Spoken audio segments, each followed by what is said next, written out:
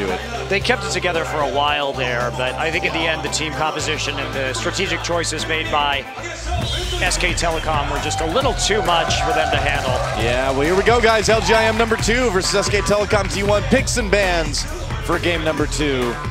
And what would LGIM ban first? It's going to be Evelyn. Yep, Bengi has been playing a lot of jungle Evelyn recently. That's right. And that's a very deceptive and powerful pick, so good to get it off the board right away. And of course, Twisted Fate, we've kept up the 100% pick ban rate. Yeah, it's pretty much going to be that way forever. And there's Jace as well. Also, with a currently at 100% pick ban rate the Fiddle ban against Mandu. Summer. Yeah, and there we go, Fiddlesticks. No Fiddle for Mandu this time around. Yep. So, first pick over to LGIM. We'll see what they go with. Thresh for Buing. I think that's a good idea. Buing had some good plays last game on Thresh, and he's a big part of their team. Big part of why their team is successful. 2 picks over to SK Telecom. Nunu is still available. Yeah, that's right. As is LeBlanc Monte Cristo. Well, typically SK Telecom will last pick for Faker. That's generally how their pick ban phase goes. So I don't expect it to see it right now. And there's the Nunu for Bengi. Wouldn't be a bad idea. Can LGIM handle this? It's just a great idea to last pick for Faker too, because he doesn't need a comfort pick. His champion pool is so deep that they can just go for that late counter pick. It's more like a champion sea or a champion ocean really than a champion pool. Too true, too true. Yeah. And the Zed pickup. Oh, Wukong. Huh. That would be interesting. We have not seen a jungle Cho'Gath in quite some time, too, but may not be totally jungle if they lock it in. We'll see. It'll probably be a jungle pick. It does make its round still in the professional scene, but every once in a while over to Quinn. Ooh, yeah. I would love to see Quinn, but yeah. All right. Jarvan on Lilac, no shock there, and Scarlet going with Varus again, it looks like. Yeah, Lilac gets his Jarvan this game because it doesn't get banned by SK Telecom. Yeah. They must feel pretty confident. I would love to see a Faker Zillion. That would be pretty hilarious. I would also love to see a Mandu Blitzcrank. Oh yes, please make this happen. Why do they play games with my heart? Quit playing games with my heart, SK Telecom. I'm not even going to say anything. I'm just going to wait. Just wait and see. It would be interesting to see a Zed this early when they don't know what the mid lane pick is. We've seen a Mandu jungle Heimerdinger before, haven't we? Yes. Yes. Not in this tournament, but in NLB. They may just go with the safe picks though. Nami loaded in. Zed. There's Zed. All right. So more roaming assassins right now. Really, these roaming assassins form the core of the current preferred metagame style in Korea because it allows you to put split push pressure down, and split push is just so dominant as a strategy at the current time. Yeah. So we have the same core that we had last game of Caitlyn, Nunu, and Nami, and Zed able to wave clear early better than Kassadin. So it will be an Orianna pick for that mid lane, and Kuro known for these long-range mages like Gragas and Orianna. He plays kind of a backward, like a far back support style middle lane. Right. Well, there's a Zac. All right. See if that gets picked up. They wouldn't be able to try push lanes like this, but they can dive turrets better. So that's the trade-off with this composition as opposed to the last one. Zac gives you the power, if you assassinate someone in a different lane, to have the assassin return and then immediately 5v4 dive the turret, which is really powerful, actually. Yeah. Well, there we go. Yeah, top Zac. And there's our lineup for game number 2.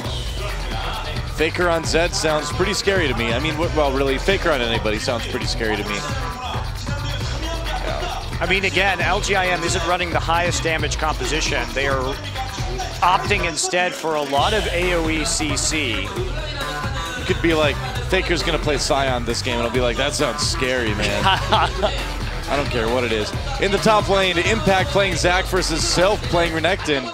That's not actually... Oh, that is correct. Sorry. Excuse me. Quit playing games with my heart, Monte Cristo. No follow-up. And down in the jungle, Bengi on Nunu versus Lilac on Jarvan. The Lyravin, as they call it in Korea. Certainly his best champion. Some would say his only champion. Yeah, I guess so. Faker on Zed versus Kuro playing Orianna this time around. And we'll see if Kuro can have a little bit better game. I mean, LGIM, I feel like they were close to being very competitive last game, but just slipped up a little bit.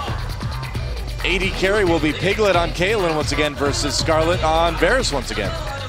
And finally at support we have Mondu playing Nami versus Buing on Thresh. So identical bot lanes to game 1. And here we go, guys. LGIM trying to tie it up against a strong SK Telecom team. The game is loading. Let's get in the game.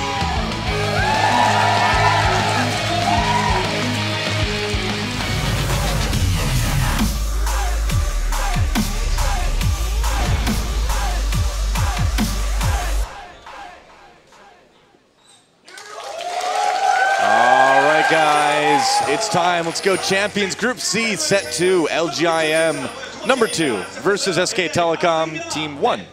That's right. And why don't you tell our gentle viewers about LGIM's team naming contest that they're having right now? Well, providing there isn't any sort of crazy action early in the game, we talked to LGIM Coach Kong before the matches. Oh, hold on a second. Lilac getting poked a bit by Piglet.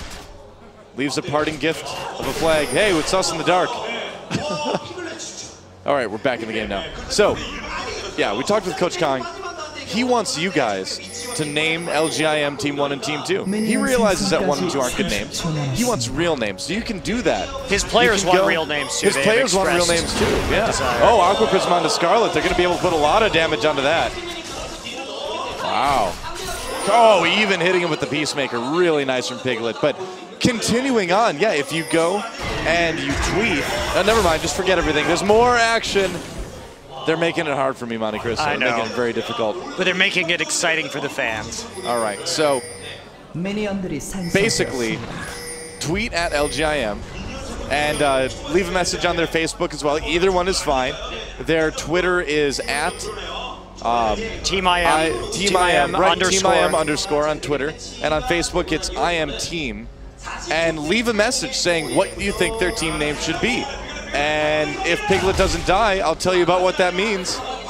And it looks like Piglet is going to get played, actually. Has to cleanse. And he's still running. He's still taking damage. Oh, he gets to the tower just in time. So that's finally one of those situations where you wish you had taken perhaps that Ignite on Buing, but he didn't drop his exhaust. Bit, yeah. So anyway. All right, so the reason why you want to do this, not only is it's really awesome to name 2 professional League of Legends teams, but if you are the person whose names they choose, LGIM will send you a team uniform. They'll actually send you an incredible miracle uniform so you can wear the uniform and watch the teams that you named. How cool is that, man? That is so badass. What a crazy opportunity for a fan out there. So definitely do that. I know it took me like 10 minutes to get through that, but I had to because it's just so cool. We've gotten a lot of good submissions already, but definitely do that. All right, Bengi running into Sylph here, getting stunned immediately. That command protect keeping Sylph a little bit safer. But how much? Impact coming in with the knockup here. Bengi loads up another snowball. Lilac comes in with the double knockup. Oh, it could be bad for SK Telecom. They get a kill, first blood. Going to Kuro. Impact gonna try to get over the wall. Has to use that flash. Can't slingshot in time. Yeah, the problem is he just gave up double buffs to Kuro. Kuro read, LGIM2 read that situation really well, knowing that there was going to be that play on the buff from Nunu and then cutting him off expertly. Well, LGIM is dangerous. You cannot underestimate them. Especially Kuro on Orianna. This guy has proven time and time again what a talented Ori player he is. Yeah. And they collapsed beautifully right there to take that out. And that's going to cause Faker just a ton of problems. Faker actually opting for a Doran shield start this time. So I guess he's confident that he can dodge the ball, but he's more concerned about getting auto attacks and having that health regen. Yep. Bit of an interesting predicament. Well, oh, Scarlet in a little bit of trouble. The snowball slows him down. Nice play from Buing, knocking Bengi back, but isn't enough. The exhaust will help a bit. Mondu gets the Aqua Prison onto Scarlet. Scarlet in trouble. He tries to cleanse. There's another exhaust, and he goes down. Wow, Nunu OP. All right, maybe after that I'll believe you. All right. Yeah, this is why we see Nunu banned so often. He's just incredibly good at controlling the jungle. He has a movement speed buff. The Ice Blast, such a solid ability for slowing and getting kills in lane. And also, with the attack speed slow as well, it prevents counter ganks or counterplay very nicely. Just a very strong overall champion at the moment. Now, Heimerdinger throws wrenches, right? As his auto attack? Yes. All right, so if Faker is played against Heimerdinger, he should be okay against Kuro, because if you can dodge a wrench, you can dodge a ball, right? That's right. Yeah. That's what I've heard. That's how the old adage goes, I believe. It should be okay. That's hilarious.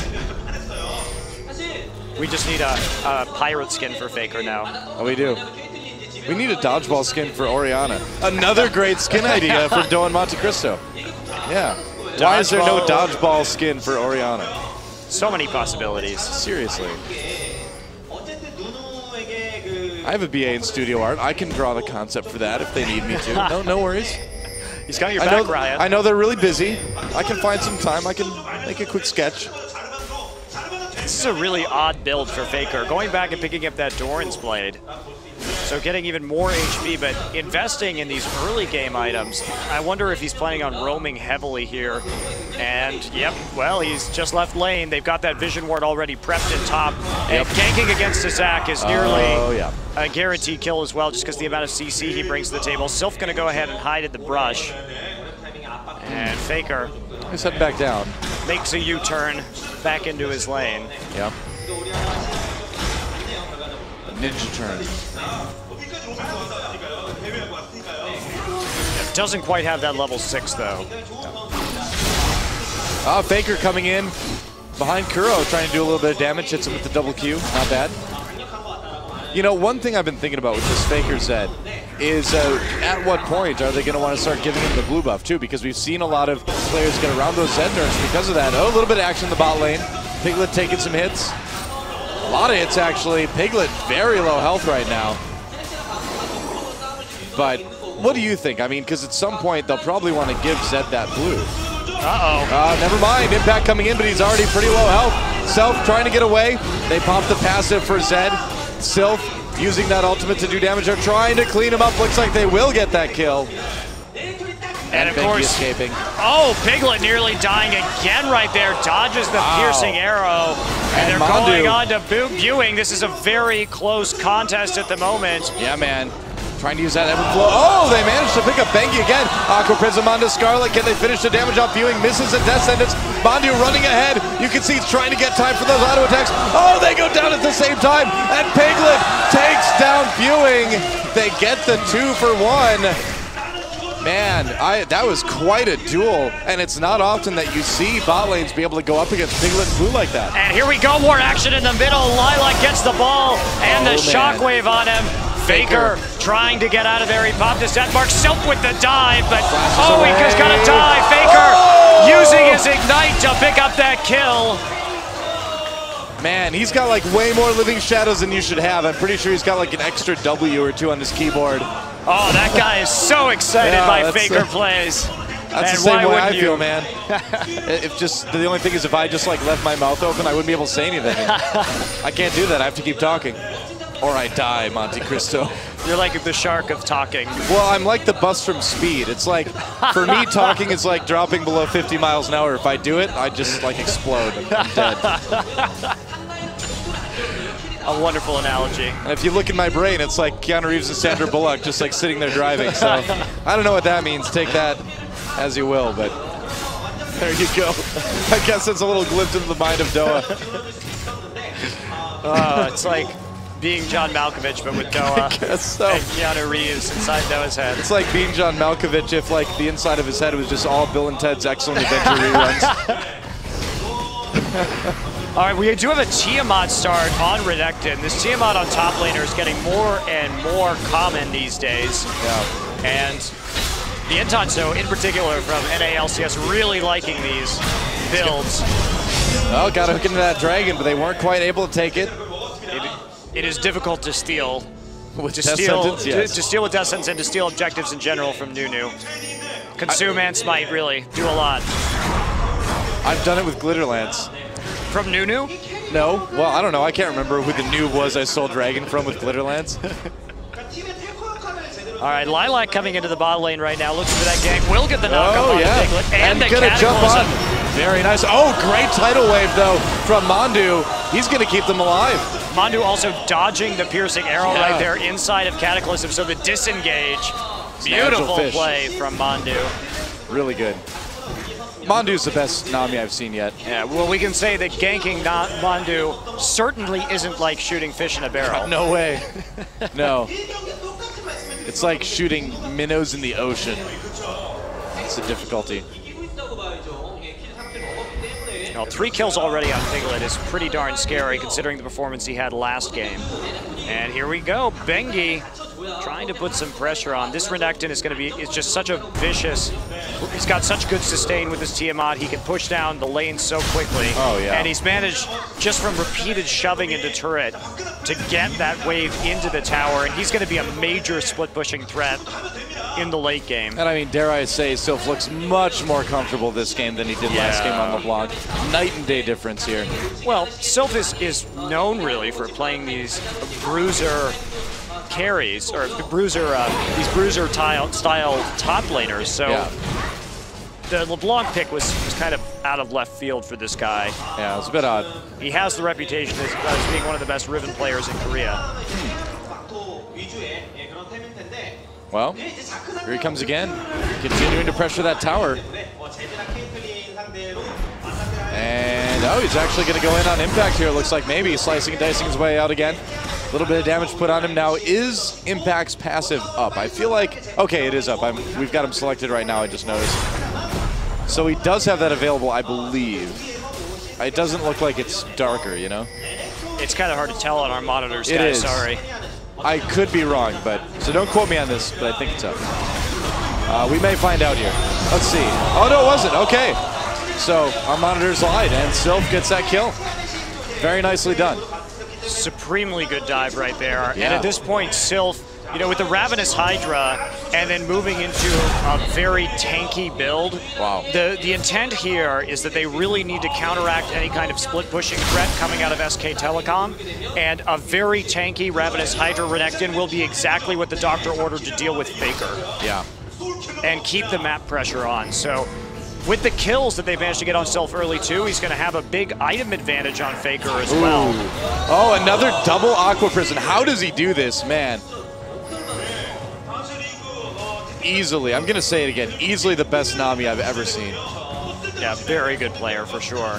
And here we go, another attempted gank coming in from Lilac, but he walks into a trap. Nice trap. And he would have gotten Aqua Prisoned anyway. Descendants though onto Piglet, but the tidal wave immediately down. Here comes Bengi from the river. Scarlet has to flash away, they get the exhaust. Oh, there's the absolute zero. Scarlet gets out, Bengi gets trapped in the Cataclysm. Faker comes down to try to secure the kill. After getting one, he gets two. Piglet picking up the killing blow, but Faker helping quite a bit. The bot lane turret is in danger as well.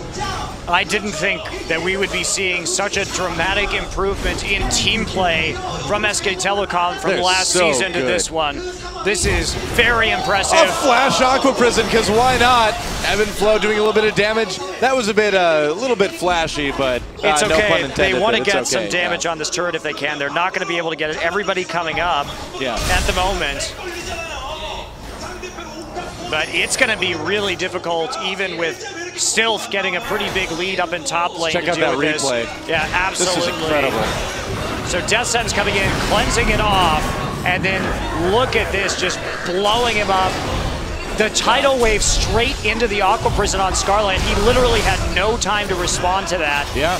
And then the follow-up here with the Death Mark combined with the ace in the hole, absolutely destroying Lilac. Well, Bengi died in mid lane, but not a lot else to report at that point. Faker trying to go in on Kuro. Ignite goes down on Faker. Lilac comes in, doesn't get the knockup. Faker did use his flash there, so can he get away?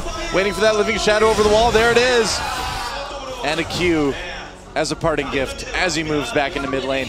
So, I mean, yeah, what was like Mandu's Nami play has gone from being amazing to inspirational, because he saw that Death Sentence was going to connect with Piglet, responded instantly with that tidal wave, and set up just a great kill, a great set of kills.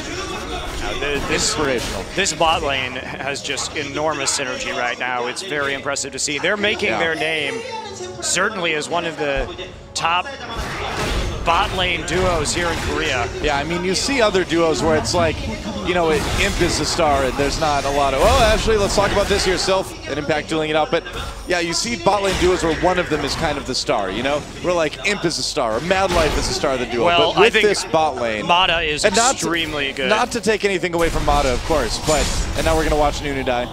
There he goes, goodbye. But, I mean, I feel like the synergy we're seeing from Piglet and Mandu right now is the best we've seen in recent memory. I think Imp and Mata give them a run for their money, but this is certainly impressive. And maybe I'm just in love with Mandu too much. Mandu is your style of bloodthirsty support. He totally is, though, yeah. All right, support bias. But that's okay, because like 1/5 of our viewers are going to be, who am I kidding? It's more like 1/100 of our viewers. Nobody plays support. Well, they agree with me anyway. I know there's some bloodthirsty supports out there. Oh, nice! Almost steal, but can't quite get it from Bengi. That was such a cute little move with Jarvan and Thresh right there for that steal attempt, but total setup. And Judgment Day 2, they've got a lot of, I'm still calling him Judgment Day, sorry. SK Telecom has a lot to prove this season. They had a rough road against Ozone, and recently, again, they lost in, actually both of these teams, LG IM2 and SK Telecom, both lost to MVP Ozone in the AMD Invent Game Experience tournament. Really? Yes. Okay. Oh. Which the MVP Ozone won that tournament as well. Wow. So well, they're the best team in Korea right now. No doubt about it. But they're still, SK Telecom still finding themselves a bit behind MVP Ozone. I feel like there's a really good rivalry between those two teams developing. Yeah. At the moment, there are a lot of there's a lot of similarities, really. Yeah. I mean, we've got these very mechanically adept mid laners in Dade and Faker. We have aggressive junglers on both teams in Dandy and Bengi. We have top laners that prefer to play high CC champions, and Impact, and we have bot lane duos with a ton of synergy. Yeah. Oh, Deathmark goes down on Kuro. He's going to try to get it. Nope, just forcing him out of lane for now. A little bit of damage done. Getting him to about half health, but no big worry there. And I mean, the thing is now Faker can start to roam a little bit too, so Deathmark has a short enough cooldown that you can use it like that pretty frequently. Especially when you got that blue buff. Yeah, exactly. Nope.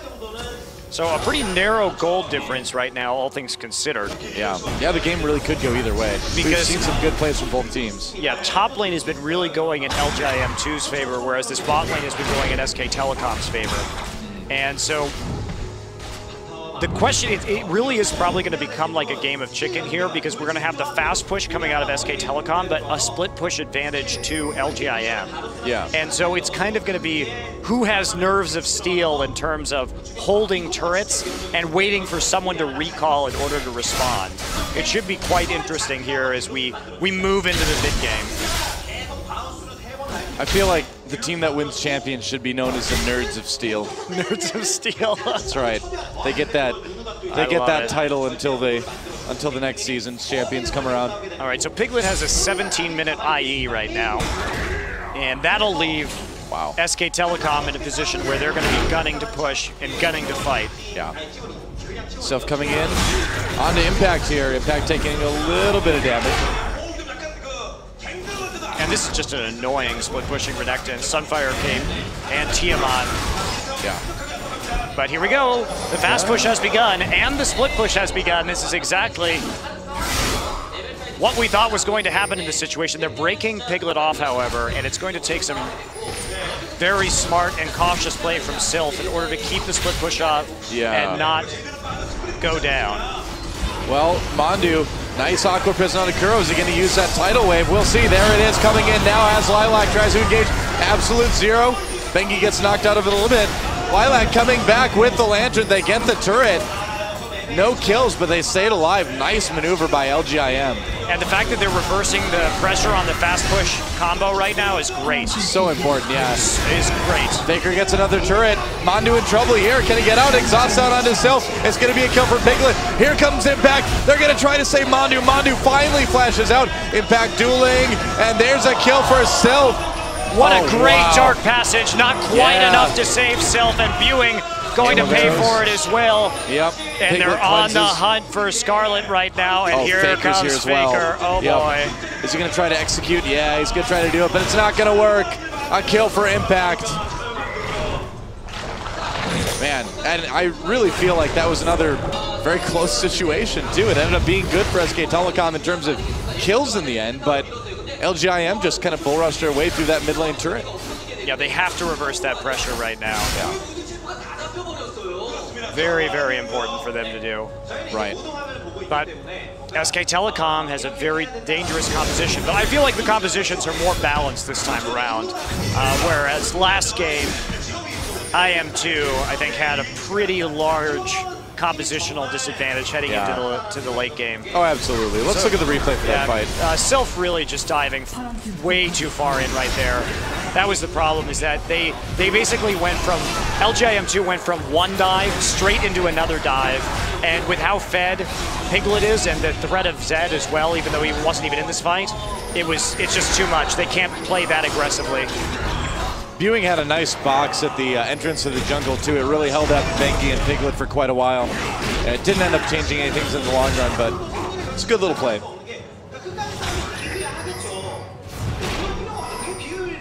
All right, a recall from Sylph right now. Impact shoving him out of lane a little bit, getting that Sunfire himself.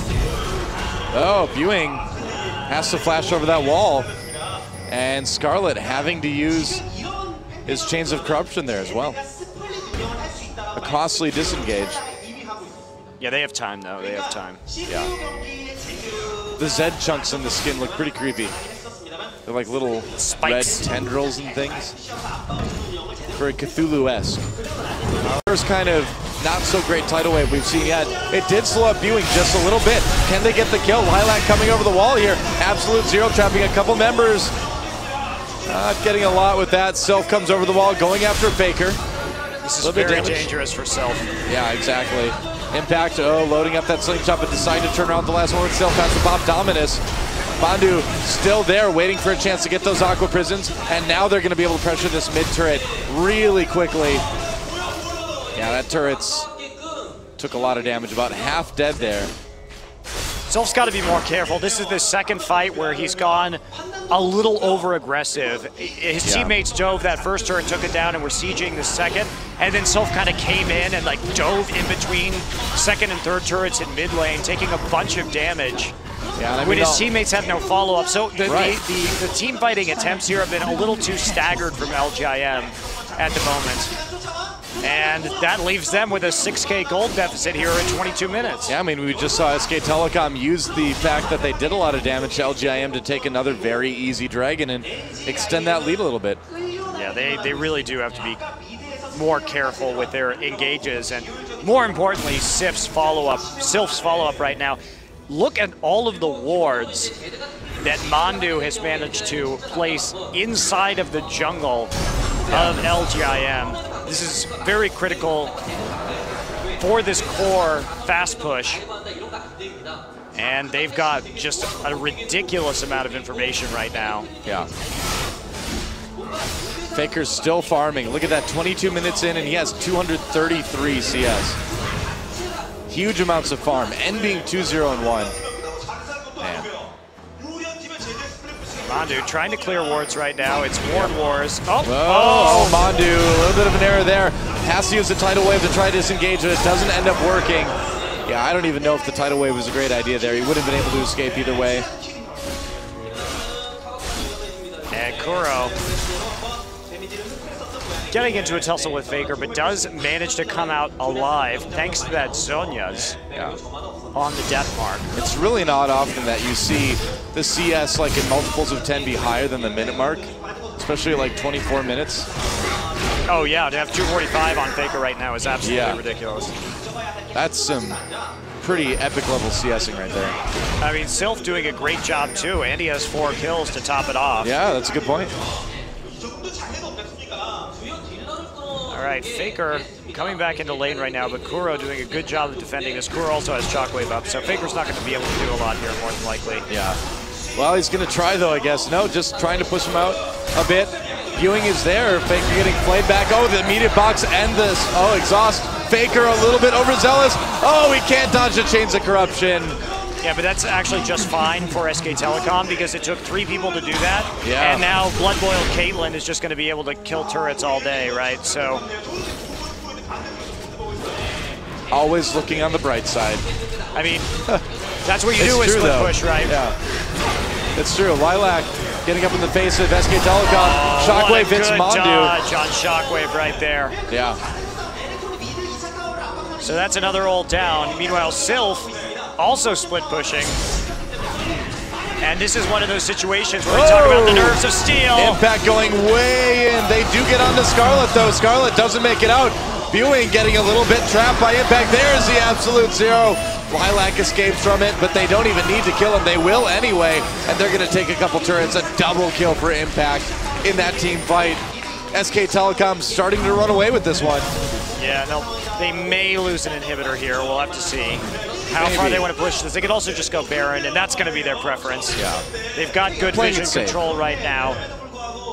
And Faker coming back in to join his teammates. They don't have that Oracle. Yeah. That was only Faker's first death all game, too, which, you know, is surprising considering how deep he was constantly in the enemy jungle. Really good. This Baron's going to fall very quickly. Well, and so there it is. Well, no, it's easy not to die in split pushing when you have great wards. Yeah, and you're a great duelist. And you're a great duelist. That's true, but the wards are really what matters. Yeah. And most important item in the game. 100%. Most powerful items you can buy are wards, guys. All right, Faker getting a bit trapped again here. There's the death mark going down on Ewing to try to just get away. Faker coming back in again. Thinks he can do some more damage. Really holding up this team, but eventually does get taken out. And that's what happens when you face check brushes when you don't have any wards. Yeah, it's true. Mondu's like, oh, sorry, here's one. Is it okay now? It's a posthumous ward for Faker right there. That's the Faker gravestone, the Faker Memorial Ward. In memory of war, yeah. It says Faker RIP in peace on it. Yep. Faker QQ Memorial. He killed me many times, but we finally caught him when he face checked a bush. GG. Okay. And Ward Wars continue. They've got to wait for Faker to come back up. So Faker making them lose a little bit of time on their Baron buff. Yeah. Oh, Faker. But overall, SK Telecom still very strong. And I mean, really, LGIM, for how far we are into this game, aren't that far behind in gold total. Oh, here comes Impact. Yeah, but trying to keep that minion wave pushed up. Unfortunately for them, LGIM has this big damage issue right now. Yeah. And very true. Here we go. Let's bounce. Tidal wave. Absolutely airballs, but it's okay because they catch a couple people anyway. Cataclysm. Lilac trapping a lot of members, or he's either one trapped. Nice double awkward prism again. And everybody taking way too much damage. It's just like you said, man, the damage just too high for SK Telecom. Ewing throws on the box, but it's not enough. He can't get away. A double kill for Piglet. And Faker wasn't even there, by the way. He was split pushing. So the problem is really that Orianna is one of the lowest DPS mages in the game, and they have Nunu to deal with Scarlet in terms of attack speed slows. Yeah. So it's just really tough. It's really tough to deal with this team right now. And here we go, Faker zoning out too. They're trying to corner him. We're not seeing it, but... Whoa, they do death mark down on Lilac. They're gonna try to finish off a few members of LGIM. Faker nearly lives, but not quite. They're gonna chase him all the way back to the fountain. Varus doesn't quite make it. The thing is about split pushing Zeds though, is if you have this Caitlyn Nunu combo, you can, as long as you like kill somebody or draw slice and dice on the way in. Piglet, 90 caliber netting away, another good awkward prison, but Lilac coming into the back lines, trying to get onto Piglet. Look at Piglet just juking in the back, staying alive, doing that damage. Bengi, such a great tank. What great zoning, and Mondu still full health. Using that E to get some slows. Aqua Prison barely catches Ewing. And they're going to get a kill out of that as well. And SK Telecom just has this game on lockdown. Yeah, Piglet does more damage than like LGIM's entire team at the Basically. moment. Look at that, and Piglet has 2,600 gold in the bank as well. Look at the difference between the AD carry. Scarlet 7,900. Piglet 5,000 gold up with an 11-0-7 score. Man. This has worked out pretty well. And man, Mandu's Aqua Prisons have hit like minimum 2 people nearly every time. I've never seen anything I can't like believe it. how well he can lead with Aqua Prism too. That is such a difficult skill shot to hit reliably. It's tough. I'll just buy a Last Whisper straight out, no problem. Why not? And a Negatron Cloak for the very small amount of damage that is being put down. And again here, I mean, there's just no damage. You have Piglet kiting on the outside, manages to dodge the Chain of Corruption spread just barely, but doing a good job of staying in the back well. Impact and Bengi absorb most of the hits, and they're just so tanky at this stage that there's nothing they can do. I feel like Piglet's positioning in this game has been like imp level. It's been really good. Yeah, that's for sure. It's a little bit easier on Caitlyn though than say Vayne. Oh so. yeah. And by a little bit I mean a lot bit. A lot of bit. All right, you got me there. But yes, his positioning has been immaculate so far.